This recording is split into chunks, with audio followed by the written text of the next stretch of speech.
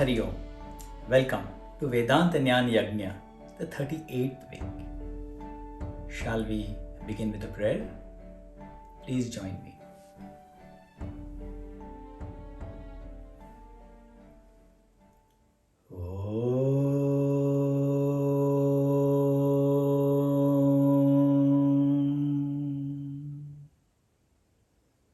समस्त जन कल्याणे निरतं करुणामयं नमामि चिन्मयं देवं सद्गुरुं ब्रह्मविद्वरम्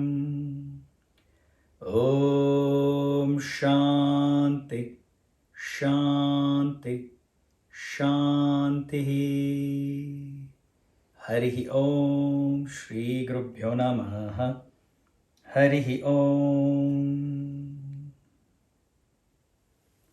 What an auspicious day it is today. It is the week of Ganesh Chaturthi. So, we will make one more small prayer for Lord Ganesha. Om Gananam Tva Ganapati Gum Havamahe Kavim Kavinam Upamashramastamam Jeshtarajyam Brahmanam ब्रह्मणस्पत आनः शृण्वन्नु तिभिसीद सादनम् ॐ श्री महागणपतये नमः. Ganapati Bappa Moria. In the last week, we have been speaking of karma and their results. To begin with, we had spoken about those karmas which are yet to come to us. They are called agami karma. Then we also spoke about the karmas which we have already done, which is in a store like a bank, which is going to fructify later. So what are they called? They are sanchita karma. We also touched slightly on the topic that we are going to speak today about, the karma which is ongoing, known as prarabdha karma. Prarabdha karma are those karmas which have already arabdha, begun, and begun well, very well. The reason why we are in this body, the reason why we were born in a particular place, in a particular time, to a particular set of parents, and following all that thing has happened, is happening, is going to happen to us, is because of prarabdha karma. Prarabdha is a small part of the sum total, sanchita karma. Prarabdhas are those karmas, those results, now which I have begun to fructify. That means, just like a flower, when it is in the bud state, and once it starts growing, it grows to its full growth, and only after growing full, that it finishes itself, it exhausts all its beauty, and then perishes. Another example, just as an arrow, once it has been left from the bow, it only exhausts its energy completely when it hits or meets the target. In the same way, once spoken, the words which have gone can't be taken back. Just like the arrow can't be taken back. Just like the flower, just like a fruit, once it has started growing, it has to fulfill its destination, its destiny. Therefore, prarabdha in common language is also known as destiny. Some people would like to call it as luck. That means whether conducive or unconducive, whatever prarabdha you yourself have got in this life, you have to go through them. If they are conducive, you enjoy those prarabdha. If it is unconducive, you have to suffer. And this is common to all human beings. One may wonder, oh, so it is all predestined. I have got nothing to do with it. I have to only suffer this. This is all done by that Almighty God sitting somewhere in the seventh heaven. Shastra says no. Remember, prarabdha are a part of what? Sanchita.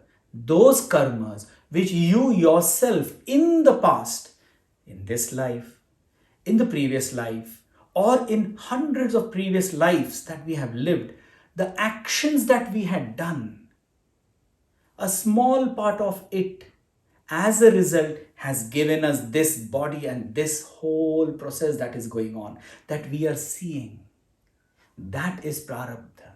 Therefore, to blame somebody else for what is going on to your life should not be the right thing. As a matter of fact, after knowing this knowledge, that it is you who have done the karmas in the past, of which the results you are seeing today, it should in fact motivate you that, if this is the result of my past action, then how can I make my future bright by my correct and perfect actions today? Isn't it?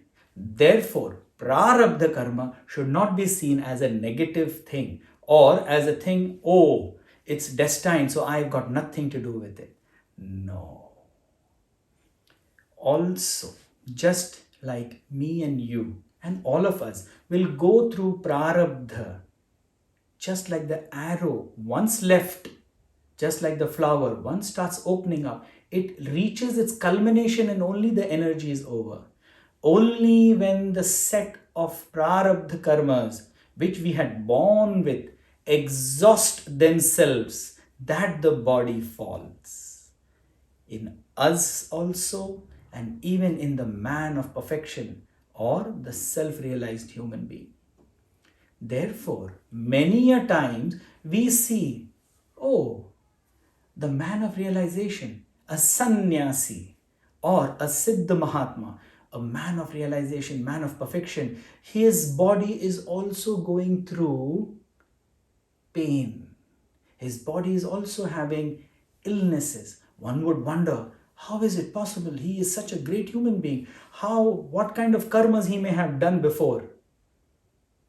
It does not matter to him, because now he is realized his true identity. So for him, whatever he does because it has to be done. And this is the attitude of the great Mahatmas when they are going through their life or prarabdha. We as mere mortals, when suffering comes to us, we feel, why are we being targeted? When auspicious or goodness comes to us, we feel, yes, you see, because I had worked so hard in the past, it is coming to me. And this is exactly what the sannyasi or the man of perfection does not do.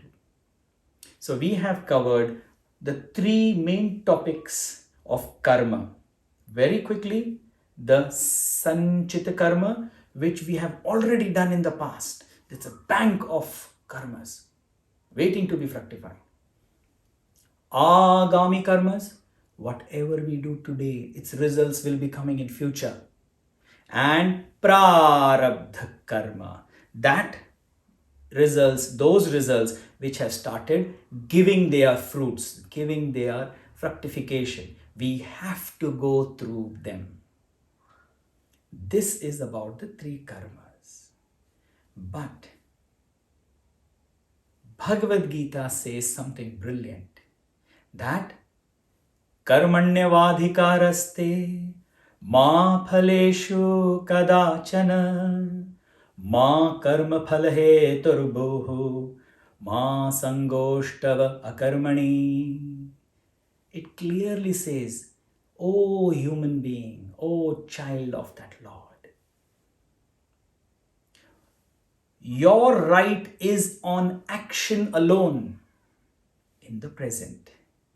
What you've done in the past is history. What you are going to do in the future is mystery. Some beautiful words people have spoken. But what you are doing right now is a gift, because that is the present. Bhagavad Gita tells you that it is the present moment that you have to focus upon. Karmanya vadhika adhikaraste. Only on the present moment is your right. So whatever comes to you as prarabdha is what you have done in the past as a gift of Bhagwan. And what you do with that, in return, it's like a gift to him backwards. Then the second sentence says, but never your right is on the results of your action. Means whatever perfection that I would like to bring out of me and do a particular action, that should be my ultimate gain. I am happy. I should be happy with that. Not thinking of a result. I should get that result. So many people should be listening. This thing happened, that thing happened should not be in the mind. Because to have that result, there are entire universe forces which have to come together to get that particular result.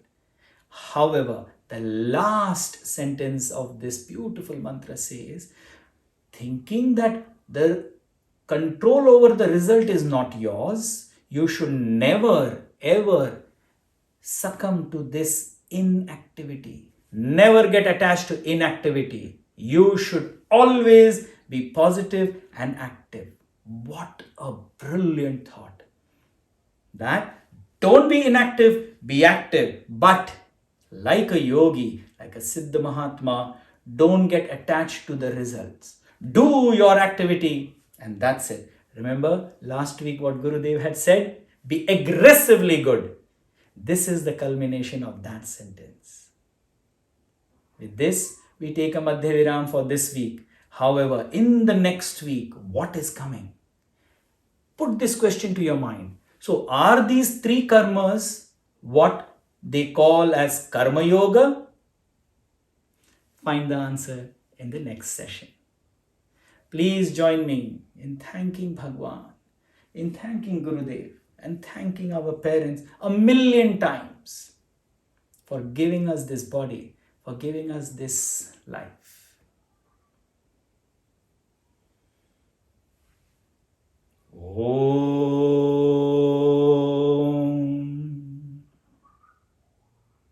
Purnamada Purnamidam Purnat Purnamudachyate Purnasya Purnamadaya Devavashish